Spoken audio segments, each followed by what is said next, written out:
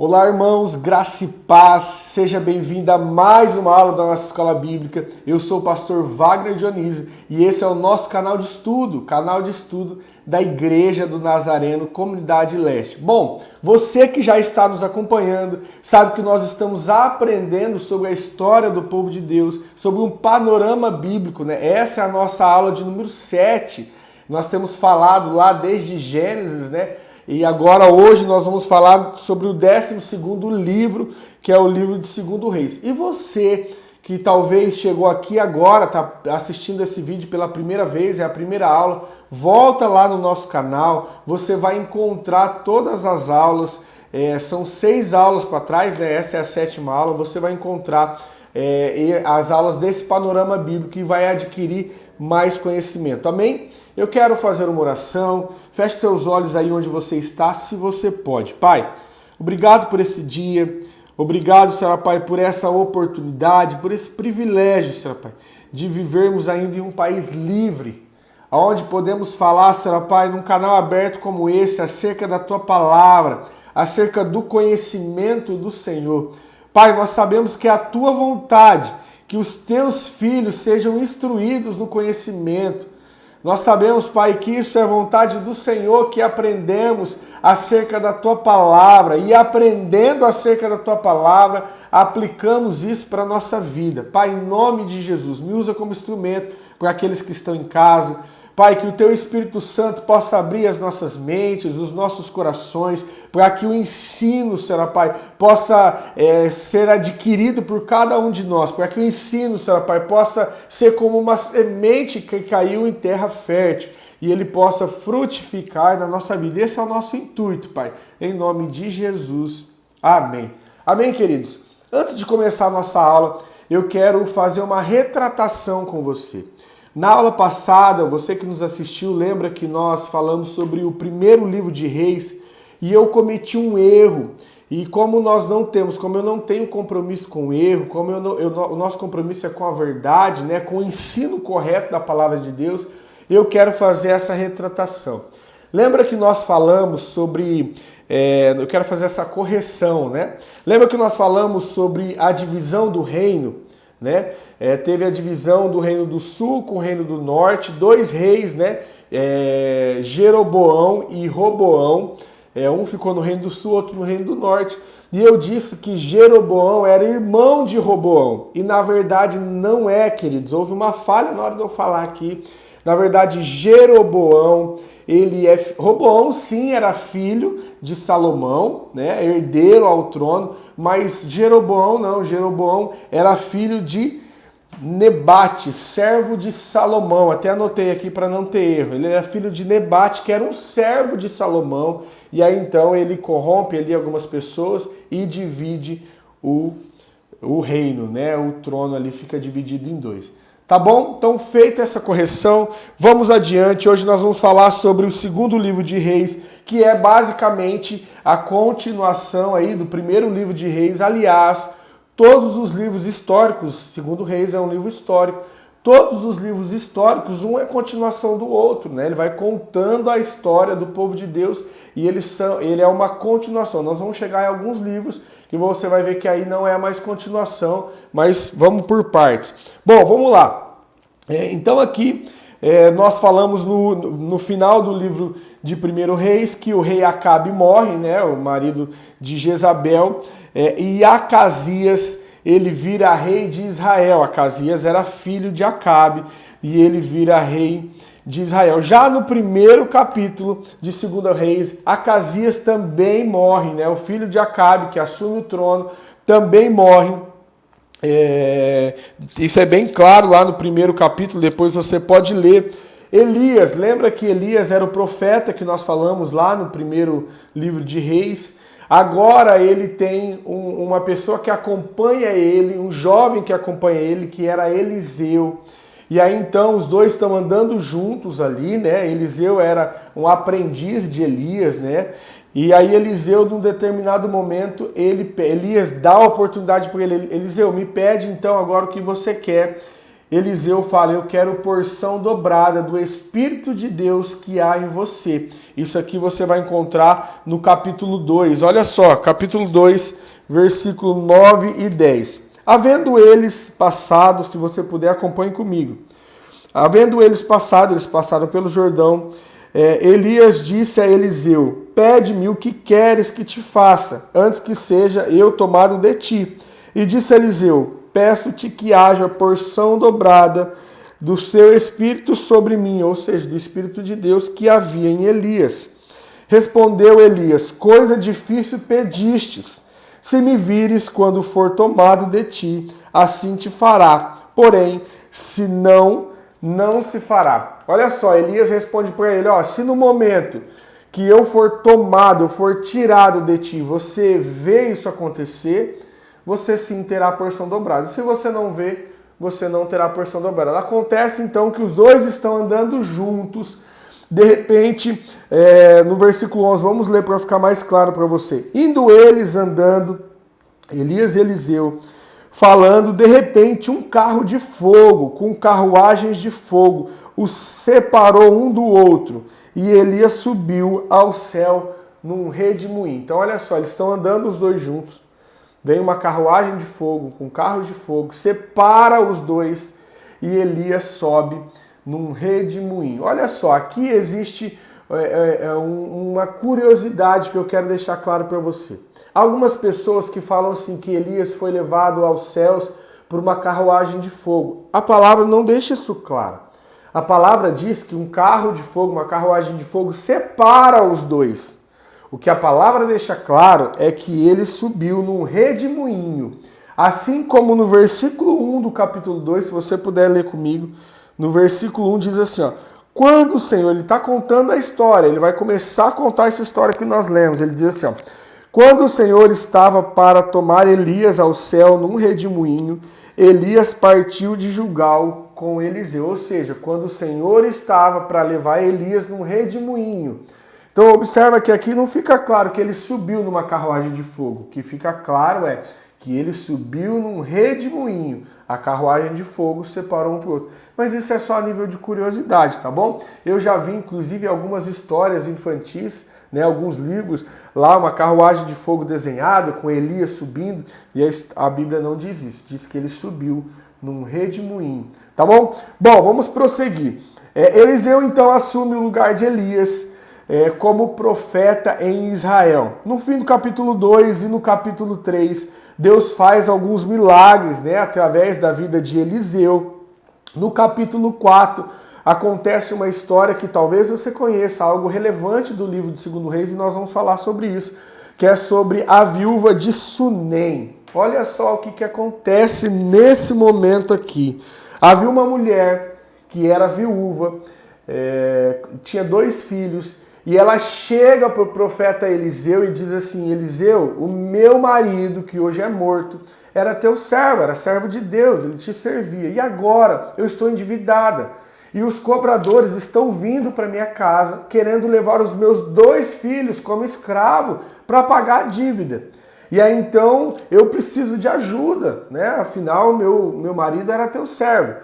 Bom, Eliseu então fala para ela, olha, você vai fazer o seguinte, vai em toda a sua vizinhança, pede vasilhas, não poucas, pegue quanto vasilhas você conseguir. E aí você vai entrar no seu quarto, pegar um pouquinho de azeite que você tem, porque ela tinha um pouquinho de azeite, um pouco apenas de azeite. Você vai pegar o azeite que você tem e você vai começar a encher as vasilhas. Bom, ela faz isso. Ela vai na sua vizinhança, pega as vasilhas, enche lá o seu quarto de vasilha, entra no seu quarto com os seus filhos e ela começa então, vamos ler essa parte aqui que vai ser interessante. Olha só, a partir do versículo 5. Bom, partiu dele e fechou a porta sobre si e seus filhos. Este lhe traziam as vasilhas e as enchiam. Cheia todas as vasilhas, disse ela aos seus filhos, traze-me mais uma vasilha. Mas eles responderam, não há mais vasilha nenhuma. Então o azeite cessou. Foi ela e fez saber ao homem de Deus. Ela contou para Eliseu o que tinha acontecido e ele disse: vai, vende o azeite e paga a tua dívida, tu e teus filhos vivei do resto. Olha só o milagre da multiplicação de azeite feito aí, né, através da vida de Elias, liberada essa palavra através da vida de Elias. Certamente essa passagem alguns de vocês que nos assistem conhecem. Bom, também no capítulo 4, o livro vai contar a história da viúva rica de Sunem. Da viúva não, perdão, desculpa, da mulher rica de Sunem, viúva é outra. Da mulher rica de Sunem. Existiu uma mulher nessa cidade que toda vez que o profeta ia lá, ela hospedava o profeta, queria hospedar o profeta Eliseu na casa dela. E ela fala com o marido: olha bem, vamos construir então um quartinho aqui para ele ficar hospedado, né? Toda vez que ele vier aqui, vamos acomodar ele de forma aconchegante. Bom, ela vai e faz então aquele quartinho, hospeda o profeta ali. Eliseu, nessa época, tinha um homem, um moço, né, que lhe acompanhava, um servo que lhe acompanhava, que era Geazi. Ele fica feliz por essa decisão da mulher de construir um quartinho para ele ficar. E ele fala então para Geazi: olha, vai, Geazi, vê o que essa mulher precisa, porque eu quero fazer algo por ela. E aí Geazi então volta e fala: olha, eu notei que ela não tem filho. Essa mulher não tem filho, né? O seu marido já é velho e ela não tem herdeiros. Então Eliseu fala: então vai a ela e diz que ela vai gerar um filho. Quando o Geazi chega, ele fala assim: olha, não minta para tua serva. Você não precisa mentir para mim. Ele fala: não, mas você vai ter um filho. Bom, passa algum tempo, essa mulher tem um filho, se cumpre aquilo que foi dito através da palavra de Eliseu. O filho cresce. Num determinado momento, o filho está no campo com o pai. Ele sente uma dor de cabeça. O pai manda ele de volta para casa com a mãe, ele volta, e aí lá nos braços da mãe esse menino morre. A mãe deixa o menino lá em casa e vai atrás do profeta. Quando ela chega no lugar, Geazi, o moço do profeta, vem falar com ela: e aí, o que você precisa? Ela fala: olha, tá tudo bem, porque ela queria falar com o profeta, com o homem de Deus.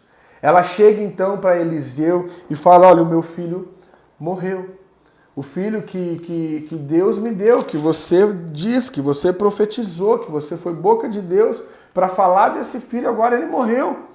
E aí então Eliseu vai até a casa dela, se debruça diante do menino, ora, e aquele menino revive, aquele menino, Deus traz a vida de novo para aquele menino. Você vai poder ler essa história no capítulo 4, do versículo 8 ao 44. Deixa eu só ler o 32 aqui, para ficar um pouco mais claro. Chegando Eliseu àquela casa, viu que o menino estava morto sobre a cama. 33. Entrou e, fechando a porta sobre ele, ambos orou ao Senhor. Então subiu à cama, deitou sobre o menino, e pondo sua boca sobre a boca do menino, os seus olhos sobre os olhos dele, a sua mão sobre as mãos dele, estendeu-se sobre ele, e a carne do menino aqueceu. Depois desceu, andou pelo quarto de uma parte para outra e tornou a subir e se estendeu sobre o menino. Ele esperou 7 vezes e abriu os olhos. Então chamou Geazi e disse: chama a sunamita.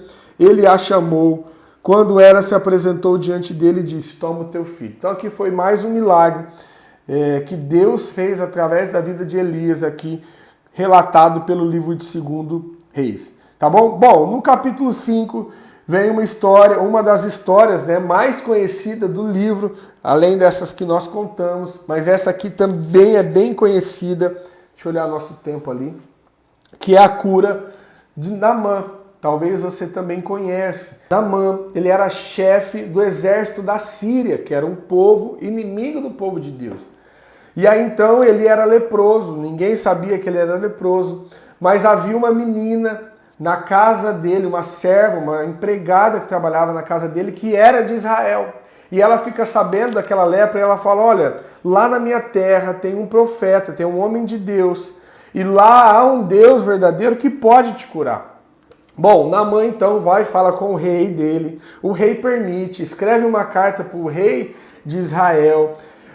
Naamã pega alguns soldados, alguns carros, enche de presente, de ouro, de algumas coisas ali, e vai para aquele reinado então, para a terra de Israel. Chega na terra de Israel, ele fala primeiro com o rei, depois ele vai falar com o profeta Eliseu, ele vai na casa de Eliseu.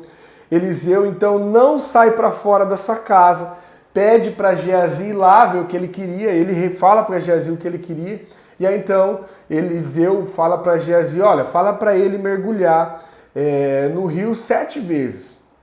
E aí então Naamã fica triste, chateado por aquela atitude de Eliseu de nem sair para atender ele, e começa a voltar. Então ele fala, não vou fazer nada disso, vou voltar, o profeta nem saiu para me atender. E outra, existe na minha cidade, lá na minha terra, rios mais limpos do que esse, né? Por acaso não é Abana e Farfar, rios da minha terra mais limpos onde eu posso me mergulhar? Por que eu vou mergulhar nesse? Mas voltando para sua casa, para sua terra, as pessoas que estavam com ele ali, algum dos seus servos, falou, meu senhor, se ele tivesse te pedido alguma coisa difícil, você não faria?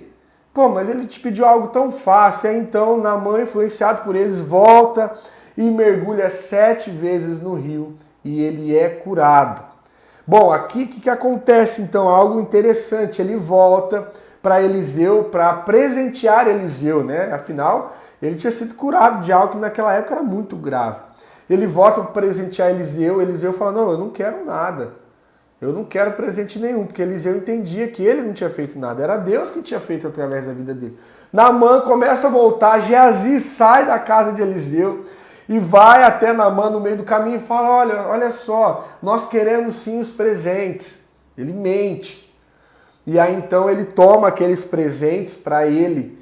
E aí Eliseu então diz para ele, olha, por conta dessa tua mentira, por conta desse teu erro, a lepra que estava em Naamã vai pegar em você e seus familiares. Isso também está relatado no capítulo 5, no versículo 27, diz assim, ó, a lepra de Naamã se pegará a ti e a tua descendência para sempre. Então Geazi saiu da presença de Eliseu leproso, branco como uma neve. Então Eliseu, que era o moço do profeta, por conta desse erro, dessa mentira, dessa falha, de querer reter para ele aquilo que era de Deus, porque ele não precisava ter ficado com o presente. Ele não tinha feito nada, Eliseu não tinha feito nada, Eliseu era apenas um mensageiro de Deus, Eliseu era apenas um portador daquilo que Deus tinha. Né? Ele não era dono de coisa alguma, o milagre quem fazia era Deus. Bom, passado isso, então, o capítulo 9 vai relatar que Jeú é ungido rei de Israel. Lembra que nós falamos na aula passada, quando o profeta Elias estava na caverna, Deus disse para ele, olha, volta e unge Jeú como rei e Eliseu como seu sucessor. Aqui então, Jeú é ungido rei. Capítulo 9, versículo de 1 a 3 diz assim, ó, o profeta Eliseu chamou um dos filhos do profeta, ele disse, cinge os teus lombos, leva esse vado de azeite contigo e vai a Ramote-Gileade. Chegando lá, vê onde está Jeú, filho de Josafá, filho de Ninsi. Entra e faz que ele se levante do meio de seus irmãos e leva-o para a câmara interior. Toma o vaso de azeite, derrama sobre a cabeça e diz, assim diz o Senhor, ungi-te rei sobre Israel. Então abre a porta e foge e não te detenhas. Então, Eliseu então fala para esse moço do profeta ir lá, para esse servo, né, um dos filhos do profeta ir lá e ungir Jeú como rei. Bom, Jeú, nessa época, ele acaba com a adoração de Baal em Israel. No capítulo 10, versículo 15, vai contar essa história. Olha o que Jeú faz. Deus tinha falado para ele acabar com toda a adoração de Baal. Lembra que o povo adorava também Israel, Deus Baal, por conta de Jezabel, mulher de Acabe? Lembra da aula passada? Você que não assistiu, pode ir lá conferir. Aqui o que acontece? Jeú, então, ele fala assim, olha, eu vou fazer um culto para Baal. E ele avisa na cidade, olha, vamos reunir os profetas de Baal, vamos reunir os sacerdotes de Baal e todos os adoradores de Baal para um culto. Nós vamos fazer um sacrifício, uma adoração a Baal. Mas na verdade era uma armadilha que ele estava fazendo. Bom, chega o dia, o povo se reúne no lugar para adorar então a Baal. Tá ali os profetas, os sacerdotes, os adoradores de Baal. E aí então Jeú dá ordem, o rei dá ordem que mate todos aqueles adoradores de Baal, e ele queima todos aqueles altares, aquelas imagens, tudo aquilo que era usado para adoração do Deus mentiroso, o Deus falso de Baal em Israel, e aí ele acaba com essa adoração de Baal nesse tempo em Israel. Está relatado lá no capítulo 10, a partir do versículo 15. Bom, Jeú morre, capítulo 10, versículo 35 e 36 diz assim: descansou Jeú com os seus pais e o sepultaram em Samaria, e Joacás, seu filho, reinou em seu lugar. Os dias de Jeú, que ele reinou sobre Israel em Samaria, foram 28 anos. Então ele reinou durante 28 anos e morreu. Joacás, seu filho, assume o reino e ele reinou por 17 anos. Isso está relatado no capítulo 13, no versículo 1. Bom, depois de um tempo, quando isso acontece, Eliseu morre e o povo de Israel começou a perder. Eliseu era profeta, ele fica velho e morre. O povo de Israel começou a perder território para a Síria, para os assírios, que eram inimigos do povo de Deus. Depois disso, o livro vai relatar ali no capítulo 14, 15, 16 e 17. Você pode, se quiser, ler com calma na sua casa. Você vai ver que o povo de Israel teve vários reis, tanto o reino do sul quanto o reino do norte. Lembra da divisão? Tanto o reino do norte, que era Israel, quanto o reino do sul, que era Judá. E eles começaram a ter diversos reis, por isso que o livro chama Livro dos Reis. E aí o reino do norte, que era Israel, teve Zacarias, Salum, Menahem, Pecaias, Oséias. O reino do sul, que é o reino de Judá, teve Amazias, Jeroboão II, Azarias, Jotão, Acás e Ezequias como seus reis e alguns outros. Bom, chega nesse momento aqui, nós queremos então falar sobre esse rei, o rei Ezequias, que também foi um rei relevante aí para a história do povo de Deus. Bom, antes disso, antes da gente começar a falar do rei Ezequias, é importante eu dizer isso aqui. O reino da Síria, ele consegue, os inimigos do povo de Deus, consegue tomar o reino do norte, Samaria, que era a capital do reino do norte, que era Israel. Lembra só então que ficou lá em cima, o reino do norte. Vamos lembrar aquele mapinha que nós vimos. Reino do norte e reino do sul. No reino do norte, a sua capital era Samaria, e no reino do sul, conhecido como reino de Judá, a sua capital era Jerusalém. Os assírios invadem o reino do norte e toma aquele povo e toma aquela cidade ali. Então eles começam a reinar ali, a dominar sobre o reino do norte. Eles tentaram também invadir o reino do sul, eles tentaram invadir Jerusalém, mas nessa época Ezequias já era rei de Jerusalém. Ezequias então ele ora a Deus pedindo para que Deus não permitisse que o reino fosse invadido. Aí então aqui entra um outro personagem nesse livro muito importante, que é o profeta Isaías, que depois nós vamos ver mais para frente. Isaías foi um profeta, teve um livro, o livro de Isaías, é o mesmo Isaías aqui, tá? E aí então Isaías é usado por Deus para dizer para Ezequias: olha, a sua oração foi ouvida por Deus. Deus então, o anjo do Senhor, manda... vai lá no arraial dos assírios e mata 185 mil deles, Ezequias ora, Deus usa Isaías para responder, e durante uma noite, isso está relatado no capítulo 19, versículo 35. Queridos, talvez você ache que a aula está muito rápida, muito acelerada, mas esse livro tem muito conteúdo. Dá até dó o tempo escasso que nós temos, porque tem muito conteúdo para falar, e aqui eu estou falando apenas alguns, os mais relevantes, na minha opinião, tá bom? Então o versículo 35 do capítulo 19 diz assim: naquela mesma noite saiu o anjo do Senhor e feriu no arraial dos assírios a 185 mil deles. Levantando os assírios pela manhã, viram que todos estes eram cadáveres. Assim Senaqueribe, que era o rei da Síria, levantou o acampamento e partiu e voltou para a sua terra. Então, eles não conseguiram invadir o reino do sul, que era o reino de Judá, com a capital em Jerusalém. Bom, passado isso, o rei Ezequias adoece. Ezequias governou ali durante 55 anos e ele adoece. Durante um tempo ele adoece. O total do reinado de Ezequias foi 55, tá? O total. Durante um tempo ele adoece. O profeta Isaías é usado de novo, então, para poder ir lá na casa dele e falar para ele, olha, arruma a tua casa porque você vai morrer. O Senhor me disse que você vai morrer. Ele vai lá no palácio do rei e fala, você vai morrer.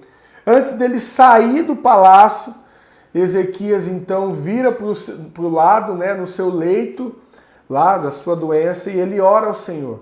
E ele, vamos ler a oração que Ezequias fez, tá? Está lá no capítulo 20, no versículo 3, diz assim, Ah, Senhor, lembra-te que andei diante de ti com fidelidade e integridade de coração, e fiz o que era reto aos teus olhos. E Ezequias chorou muito. Versículo 4. Havendo Isaías ainda não saído do meio do pátio, veio a ele a palavra do Senhor, volta e diz a Ezequias, príncipe do povo, assim diz o Senhor, Deus do teu pai Davi. Quando fala pai Davi, não é que Ezequias era filho de Davi, não, tá? É que ele era da descendência de Davi, tá bom? Ouvi a oração, ouvi a tua oração e vi as tuas lágrimas e te curarei. E ao terceiro dia subirás à casa do Senhor. Acrescentarei aos teus dias 15 anos. Bom, então aqui nesse momento Deus ouve a oração de Ezequias, se compadece dele e acrescenta mais 15 anos. Isaías volta lá e fala para ele, ó, você não vai morrer então, porque Deus ouviu a tua oração, você será curado e você vai ter mais 15 anos de vida.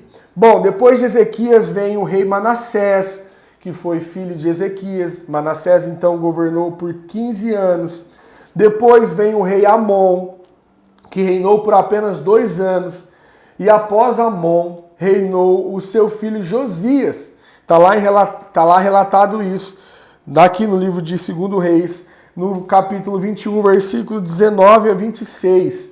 Né? Está lá relatando sobre o rei Josias, certo? Josias, então, ele faz uma reforma religiosa e manda destruir tudo que era de adoração de outros deuses. Lembra que o rei Jeú, ele acaba com os altares de Baal, né? Ele destrói aqueles adoradores de Baal. Agora, então, o rei Josias, o povo certamente já devia ter voltado a adorar outros deuses, né? E ele faz uma reforma, então, religiosa e manda destruir tudo que era adoração a outros deuses, todos os altares, tudo aquilo que era símbolo de adoração de outros deuses.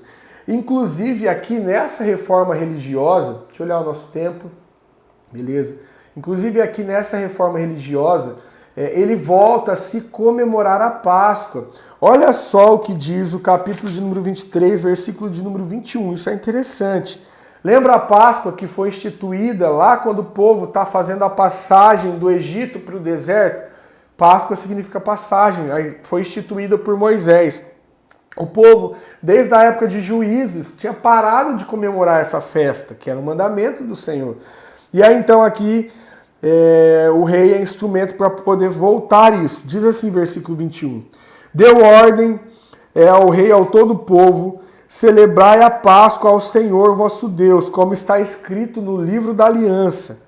Nunca se havia celebrado tal Páscoa desde o dia dos juízes que julgavam Israel, nem todos os dias dos reis de Israel, nem tampouco nos dias dos reis de Judá. Então, desde Juízes até agora, no tempo desse rei Josias, não se comemorava mais Páscoa. E aí então ele volta para a lei, né? Ele acha o livro da lei, ele volta para a lei e ele faz essa reforma religiosa. Beleza?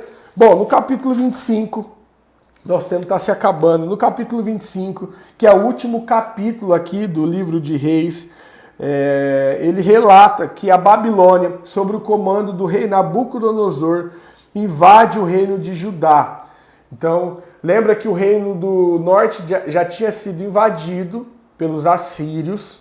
Agora o reino do norte também é invadido pelo rei Nabucodonosor, pelo rei da Babilônia. Eles ficam ali durante mais de um ano cercando aquela cidade. Eles acham um lugar por onde eles possam entrar e eles entram, eles começam a matar algumas pessoas, eles destroem o templo de Jerusalém, o templo construído por Salomão, o templo onde habitava o Senhor.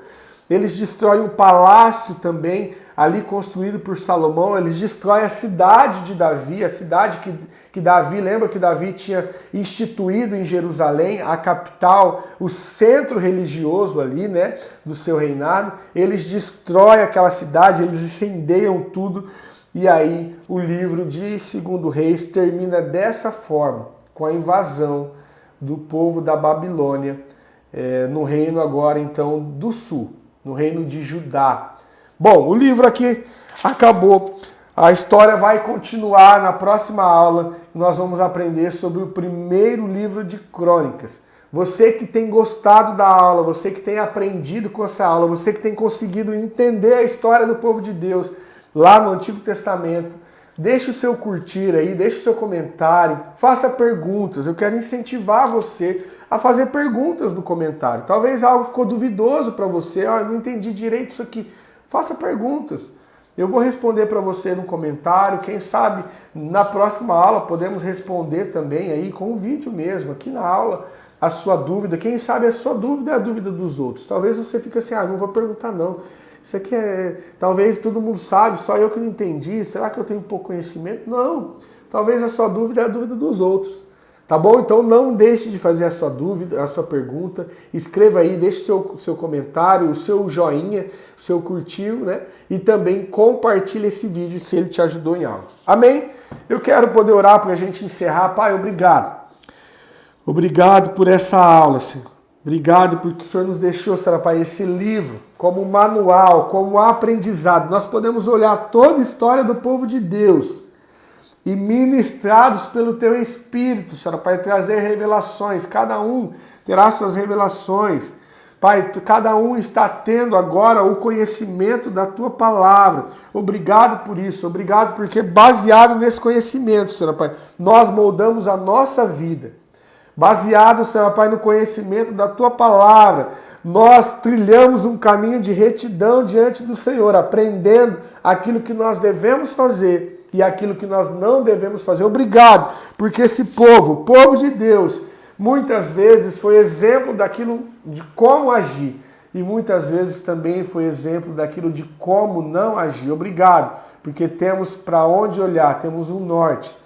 Em nome de Jesus, fica conosco. Nos dê uma semana abençoada. Amém. Amém, querido? Deus abençoe a sua vida. Até a próxima aula. Fique com Deus.